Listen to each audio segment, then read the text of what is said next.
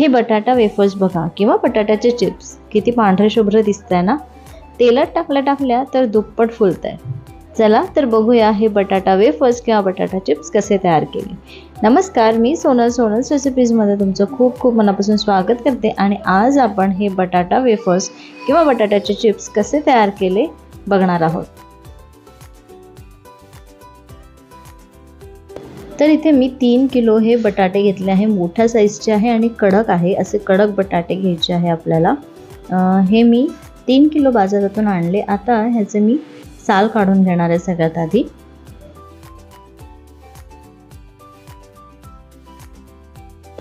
हे बघा, हे बटाट्याचे साल काढून झाल्यानंतर ना याला आपल्याला पाण्यामध्ये ठेवून द्यायचं आहे.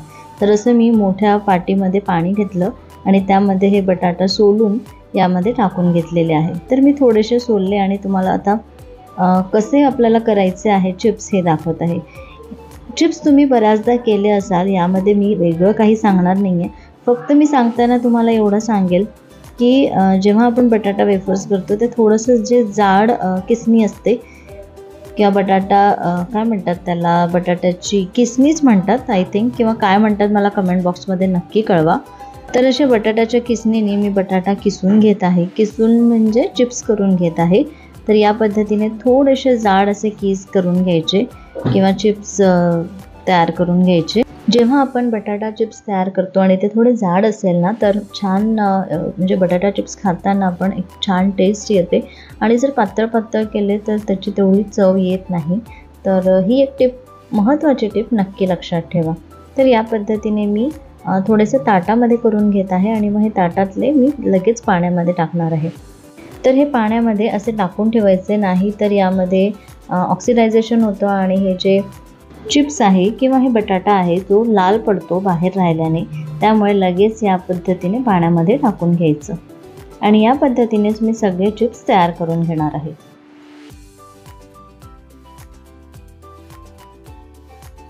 सगळे बटाट्याचे चिप्स आपले झाले आणि मी या पद्धतीने हे बटाटा वेफर्स भरपूर पाण्यामध्ये म्हणजे पूर्ण बुडतपर्यंत असे भिजत ठेवले होते. आता भिजताना म्हणजे भिजत ठेवले होते म्हणजे काय, तर याला स्वच्छ पहिले धुवून घ्यायचं आहे. तर मी रात्रीच याला 3दा स्वच्छ धुवून घेतलं आणि त्यानंतर यामध्ये पाणी टाकून रात्रभर हे पाणी तसंच ठेवलेलं आहे. आता हा आजचा दुसरा दिवस आहे आणि तुम्ही बघू शकता पाणी जे आहे ना ते अगदी क्लिअर आहे. इथपर्यंत आपल्याला पाणी चेंज करायचं आहे. आणि इथे बाजूला मी पाणी उकळायला ठेवलं आहे. तर अर्ध पातेलं मी पाणी उकळायला ठेवलं.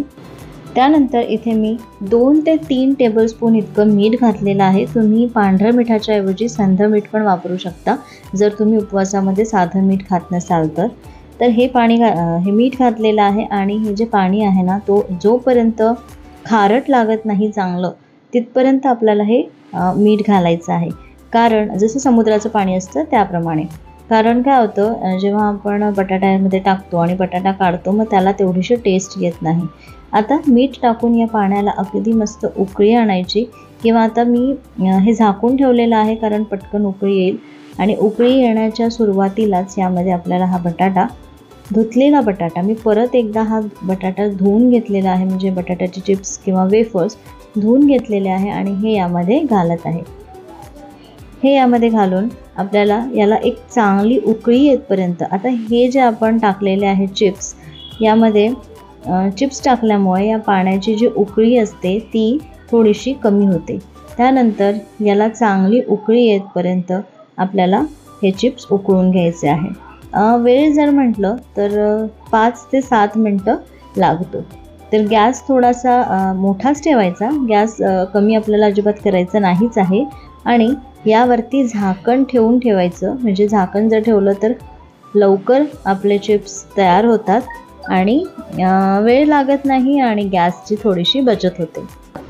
हे बघा, या पद्धतीने झाकून ठेवलेलं आहे.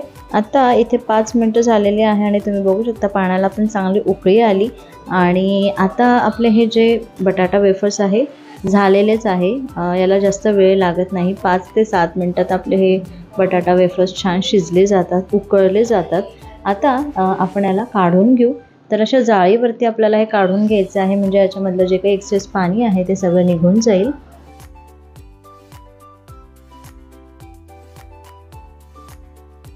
या पद्धतीने मी 2 बॅचेस तयार करून घेतल्या आणि आता हे वरती वाळत टाकायला आणलं.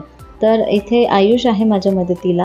अहोतर ऑफिसलाच गेलेले होते, पण आयुषची मला थोडीशी मदत झाली आणि त्याने हे सगळे चिप्स टाकायला मदत केलेली आहे. आता मी हे जे चिप्स आहेत थोडेसे सकाळी टाकलेले आहे, म्हणजे 9:30 वाजता वगैरे आम्ही वर गेलो आणि हे सगळे चिप्स टाकून घेतलेले आहे. तर आता तुम्ही बघू शकता किती ऊन झालेलं आहे 9:30 वाजतासुद्धा, आणि मी या पद्धतीने असं पांघरून व्यवस्थित हे चिप्स टाकत आहे. चिप्स टाकताना ही काळजी घ्यायची, एक एक टाकायचं, कारण एकावर एक जर टाकले चिप्स तर मग ते एकमेकांना चिटकतात आणि मग ते चिप्स वेगळे होत नाही. तर एक एक चिप्स वेगळं वेगळं टाकायचं, त्यामुळे याला जास्त वेळ लागतो.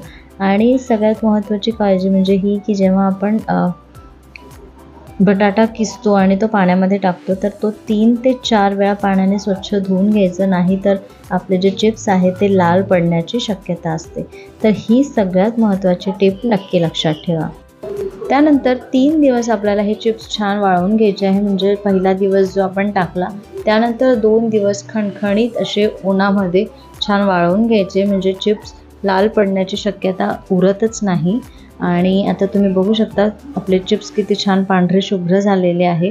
तर जेव्हा चिप्स मी घेतले म्हणजे ठेवले तर त्याचे क्लिप माझ्याकडून आय थिंक मिस झालेली आहे, आणि आत्ता मी जेव्हा व्हिडिओ एडिट करत होती तेव्हा लक्षात आलं की त्याची जी क्लिप आहे ती तर नाहीच आहे आणि मी आता आहे माहेरी. त्यामुळे तुम्ही समजून घ्याल आणि तुम्ही बघू शकता आपण इथे चिप्स तळून पण मी दाखवत आहे. तर किती छान फुलत पण आहे आणि पांढरे शुभ्र झाले आहे. यामध्ये ज्या काही मी टिप्स सांगितल्या आहेत त्या नक्की लक्षात ठेवा, म्हणजे तुमचे चिप्स मस्त सुंदर पांढरे आणि अजिबात लाल पडणार नाही. तर या उन्हाळ्यामध्ये हे बटाटा वेफर्स नक्की करून बघा आणि मला कमेंट करून नक्की सांगा. हा व्हिडिओ आवडला असेल तर लाईक करा, शेअर करा आणि सबस्क्राईब करायला विसरू नका. पुन्हा भेटू अशाच एका मस्त रेसिपीसोबत. तोपर्यंत धन्यवाद.